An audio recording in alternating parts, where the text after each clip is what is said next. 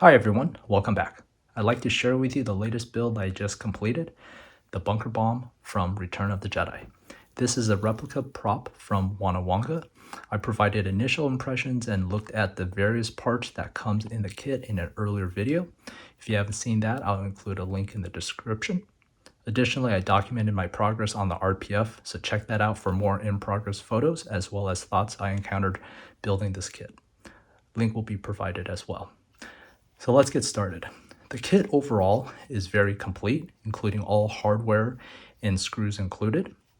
The cast parts are very clean and only required some minor filler on the base. All parts fit together as expected with only some minor prep work, such as opening up some holes to aid in the installation of various pieces, such as these knobs here as well as these screws. So after the initial wash and cleanup, a layer of Krylon Grey Primer was applied to the body and the base. To introduce some texture to the body and the base, I used 3M Super 77 adhesive spray and then knocked it back down after it had dried. To recreate the look of the vintage orange Kango that was used in the prop, I gave the body a thin layer of Krylon orange spray paint. I left the base with the gray primer to resemble the gray Plastistruck cone used on the prop. As you can see here, you can see a little bit of the orange peeking through, which is how the prop looks today. The body was treated to a thin layer of Styrylon Black Primer before Archive X Earth was used. The primer helps cover the bright orange and minimizes how much earth I needed to use. The red and yellow panels were again Archive X paints. SP Armour Yellow and SP Daylight Red were used. It's so nice to have accurate colors from Archive X for Star Wars props straight from the bottle. Eliminates a lot of the frustrating process of mixing paints to find the right color. So that takes care of the base paint for this prop. I'll talk a little bit more on the weathering later. So now let's move on to the top of the prop and the individual parts. So first off, the boot studs, which are these two guys right here, were attached using CA glue. You have to be mindful of the orientation. And you can see here, it does differ from left and right. The Michel's thumb screws required opening up the holes, I think with a 2.8 millimeter bit, and that'll aid the installation of the thumb screws much easier. The Molotow clip, which is over here, had 3M tape pre-installed, so that was just simple peel and stick effort there. The slider knobs were painted glossy black on the ends, and then using Vallejo primer, and then the aluminum inserts were bent and secured with CA glue. The potentiometer knob needed a 3 millimeter hole drilled in the center so that a screw can be used to attach the gear wheel and the bell knob. And the bell knob finish was basically achieved by using a base primer of Vallejo Gloss Black, followed by Vallejo Metal Color Duraluminum, and then I finished that with a sponge and dabbed on Archive X Earth, Boxcar Red, and Engine Black. The potentiometer itself is functional, so that was wired to two 5 millimeter LEDs. You can see the red lens caps there. And that was wired to a 6-volt battery source using two 3-volt CR2032 batteries wired in series. Photos and details of the wiring are included in my build log on the RPF. And then there's a little bit more video at the end of this where you can look at how I wired this up. And as you can see here, it is functional. So moving on to the photomultiplier dynodes. Accurate versions were not available when I purchased the prop. So I selected the resin Dynodes. To achieve this finish, I used Molotow Chrome pens to get this metallic sheen and look, and then I cleared it using Future. And there's a little bit more at the end of this video as well as to how that paint pen performs, which is actually quite fantastic. From a distance away, it's really hard to tell that these are resin pieces. Let's see here. The Arabesh lettering is provided as part of the kit, and you could use it as a sticker or as a negative stencil. You can see this is one half of it. WannaWanga provides two of these in case you mess up, but this is how it looks. And so I chose to use this as a stencil, and the black was achieved through an airbrush using Archive X Engine Black. And then once that was dry, cut a piece of glossy packing tape and applied it to the prop. All right, and then moving on to the bottom. I wanted this to be able to stick to metal surfaces, just like how it was used in the movie. So I've harvested a magnet from a computer hard drive, cut it in half, and then CA glued it to the inside of the base plate. And then I cut a piece of parchment paper and attached it to the bottom using Elmer's stick glue. And then because I don't have anything metal in my office, I shot a quick video of how the prop attaches to my workbench downstairs.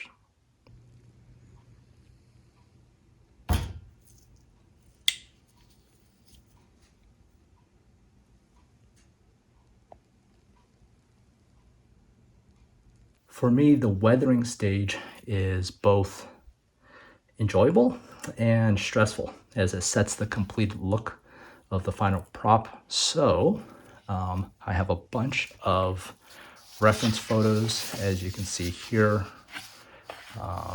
This is always key when building a prop like this. You can see all the variety of photographs that you can use as references.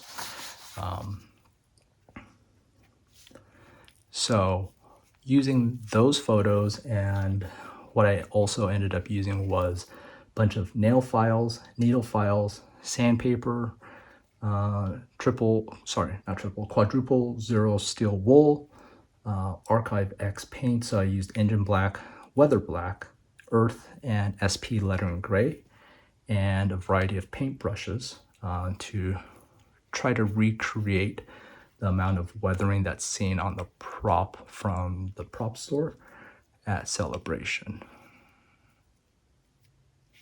So we'll just look around here.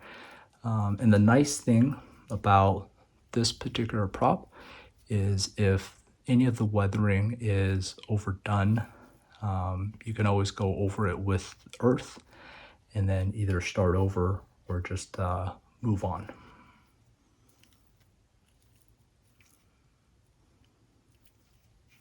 And you can see a little bit of chipping here, and that's the orange from the Krylon showing through on all these different areas.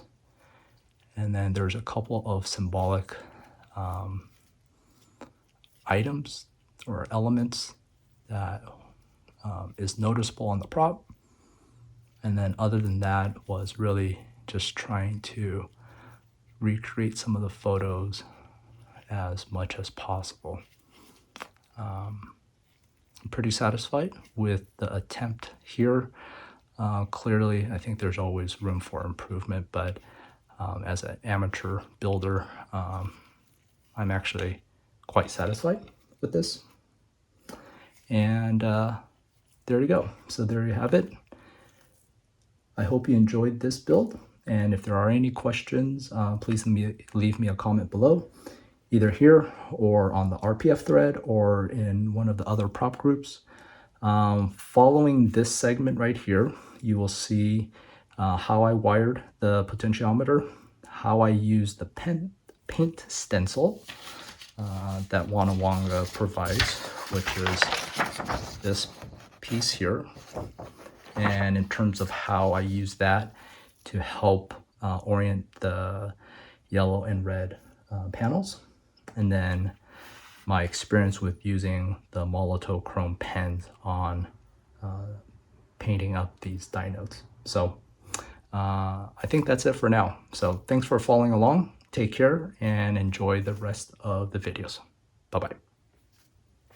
All right, here's a quick look at how I wired up the potentiometer to allow two static red LEDs to light up.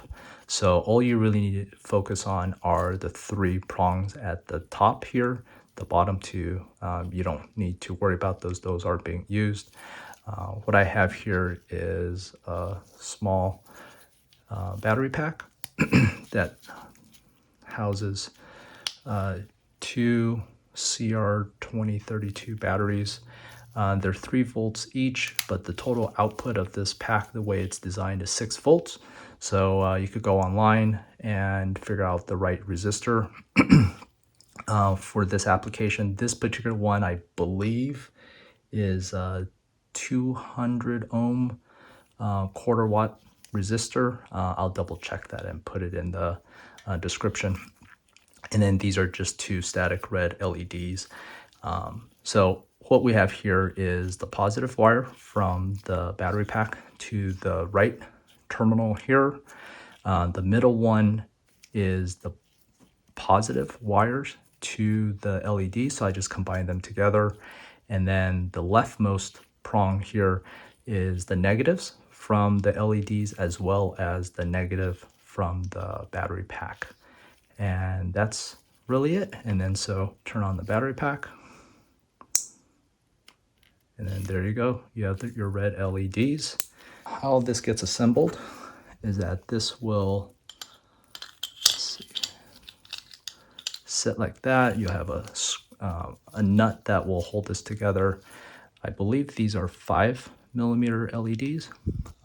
So the nice thing is they just pop into these red lenses, and just from a static press fit, it stays. It's not going to go anywhere. These guys, like I said, they just friction fit, snap fit into them. You can see I could remove them pretty easily. I don't need to use hot glue, any sort of adhesive there. And you know, pretty straightforward if you want to add lights to your bunker bomb. All right, so as part of the kit, WannaWanga also provides a template to help in the painting of the yellow and the red accent panels around the bunker bomb. So you could download this from the website. And one thing I learned was print at 100%. Initially, when I printed this just straight off from the download, it actually ended up printing at 92%. So it did not wrap around the bunker bomb properly. So just keep in mind, print at 100% and you'll be fine with that. And then so how I'm using this is the following. So I printed up a couple of these and I ended up cutting out both of these sections, but one focused on the red panels, one focused on the yellow panels. So what you'll see here is this is the red panel version that I'm going to be using. And so the idea here is I'm going to line this up and then I'll tape this down, but I'll get everything lined up here, wrapped all the way around so you can see that's a perfect fit there. And then what I'll end up doing is I'll make some marks on the bunker bomb itself in terms of the outline of where this panel will go. And then I'll end up actually taping off the sections just so that I have a cleaner line. And then once I have this taped, I will then take the bottom portion here and do the same. I'll line this up and then I'll use this as my template to make those same marks. And then once I have those marks, I'll remove all of this and paint those sections. And then I'll do the same thing with the yellow panels that I've cut out here. I ended up picking up some Molotow liquid chrome markers. So this is a set I got on Amazon. It has a 4mm tip, 2mm, and 1mm tip. And I actually ended up using all three of these to get into all of the different nooks and crannies on these diodes. But let me show you real quick, just from a tip size comparison. This one here on the left is a 4mm. That is a 2mm, and that is 1mm. So like I said, I had to use all three of these sizes to paint the diodes. This is my first time using this pen. It is a little finicky in terms of how you're supposed to use it, but first off, you're supposed to shake it up really well. And it seems like it likes a heavy coat. The paint does settle, but I'll show you on the back of this piece. So this one, I did a test piece on the back just to get some practice in. But here, hopefully, you'll be able to see how quickly this shows up. So right now, this is just painted with Vallejo Black Gloss Primer. So that's why you see a little bit of a sheen to it. I'm not quite sure if the black gloss is necessary like with other metallic paints, because I tried this on a white plastic spoon and it came out pretty good. So you just give this guy a couple pumps.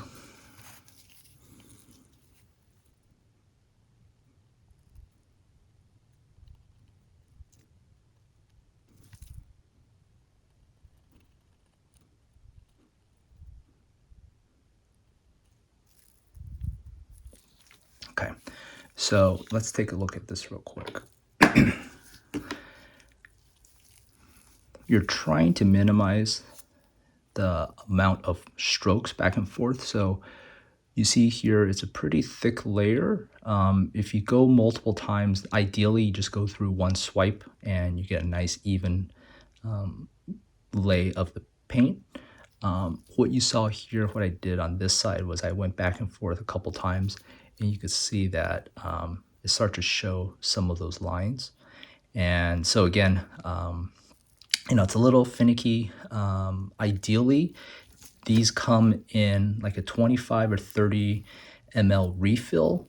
I probably would have gotten that and airbrush this instead. I think that would actually end up looking pretty nice, because what you see here on this finished piece,